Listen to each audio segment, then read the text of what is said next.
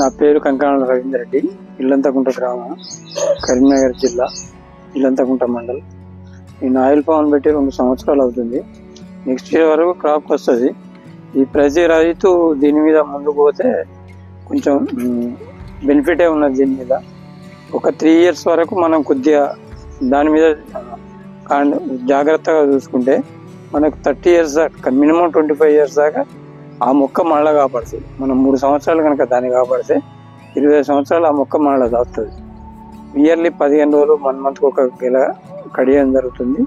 అది దాదాపు government rate ప్రకారం, సెంట్రల్ గవర్నమెంట్ రేట్ ప్రకారం 15-16 వేలు ఉన్న బాబతి 23,000 దాకా తీసుకొచ్చారు టన్నుకు.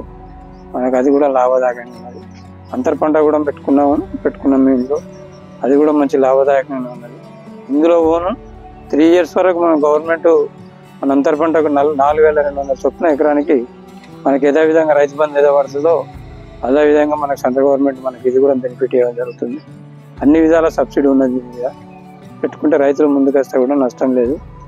దీనివల్ల లాభాలే ఉన్నాయి కానీ నష్టాలు లేవు.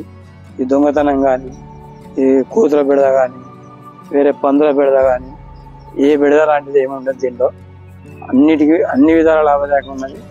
ఇంకా కొంచెం ఇంట్రెస్ట్ ఉన్న వాళ్ళు కూరగాయలు కూడా పండించుకోవచ్చు.